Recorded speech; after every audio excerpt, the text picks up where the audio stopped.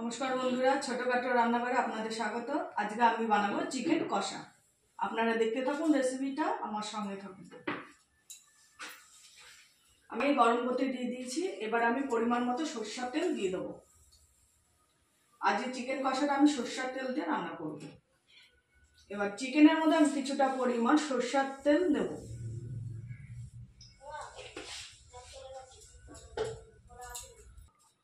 আর পরিমাণ মতো লবণ দেবো মাংসের মধ্যে।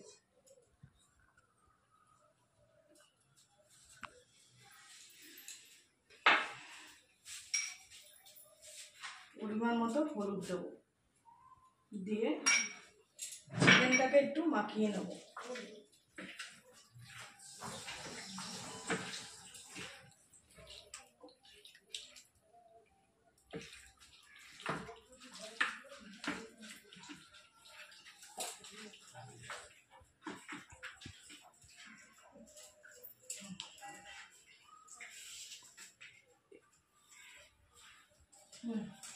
আমার কড়াইয়ের তেল গরম হয়ে গেছে। এবার আমি গোটা গরম মশলা ফোড়নে দেব। আজকে আমি শুধু গোটা গরম মশলা রান্না করব।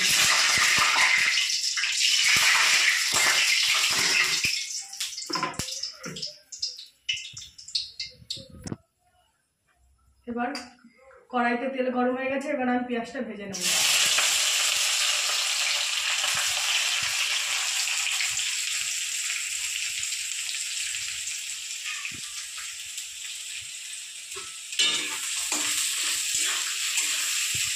আদা রসুনটা বেটে নেব।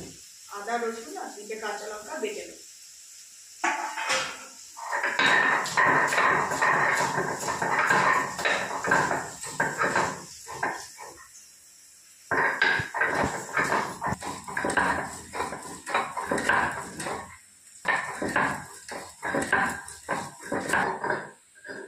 আমার আদা রসুন কাঁচা লঙ্কা বাটা হয়ে গেছে। এবার আমি তুলে দেবো।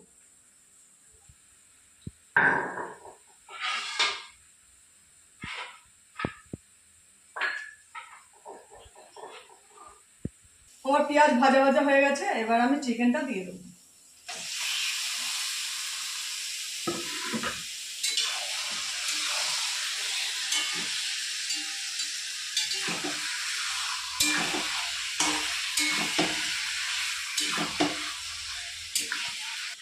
এবার আমি চিকেনের মধ্যে আলুগুলো দিয়ে দেবো। সব মশলা দিয়ে একবারে কষিয়ে নেবো। আজকে আমি আলুটা ভাজবো না।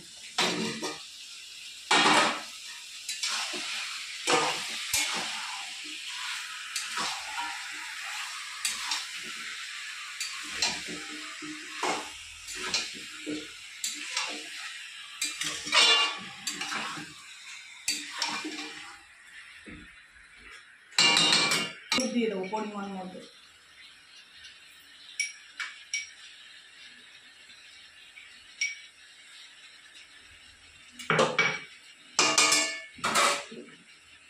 পরিমাণ মতো লবণ দিয়ে দেবো।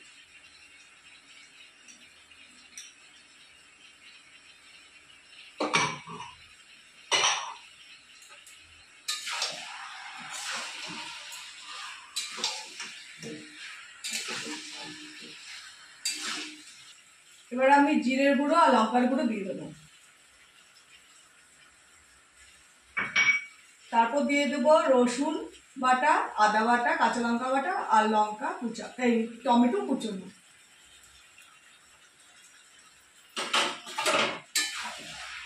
এবার ভালো করে মাংসটা আমি কষিয়ে নেব।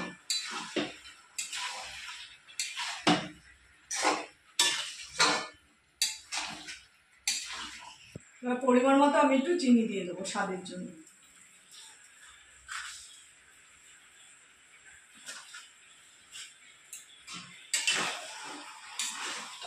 দিয়ে একটু নাড়াচাড়া করে এবার আমি থালাতে কিছুক্ষণ ঢেকে রাখবো।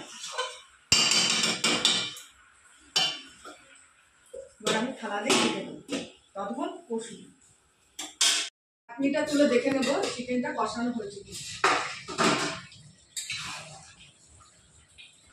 চিকেন থেকে যে জলটা উঠেছে সেই জলটা দিয়েই আমি আবার 10-15 মিনিট কষিয়ে নেব। আর একটু কষাবো 10-15 মিনিট, তারপর আমি জল দেব।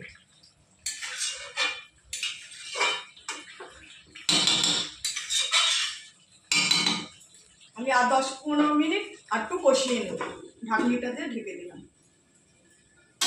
তখন কষানো হয়, এটা তুলে দেখে নেবো কষানো হয়েছে। আমার মাংস কষানো হয়ে গেছে, এবার আমি পরিমাণ মতো জল দিয়ে দেবো। যেহেতু আলু আর মাংস একসাথে কষিয়ে নিয়েছি, আলু সিদ্ধ হয়ে এসছে, অল্প জল দেবো আমি পরিমাণ মতো।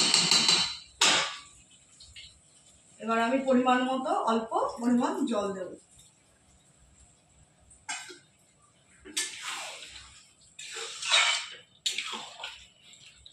যেহেতু মাংসটা মাখা মাখা হবে, আমি বেশি পরিমাণ জল দিলাম না।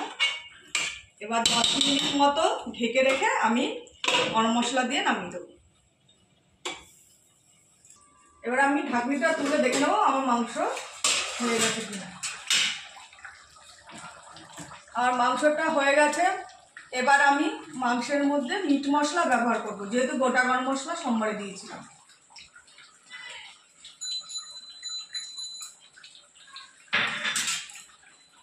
মিট মশলাটা দিয়ে একটু নেড়ে চেড়ে নেব। আমার চিকেন কষা হয়ে গেছে, এবার আমি নামিয়ে নেব, কষাটা তুলে নেব।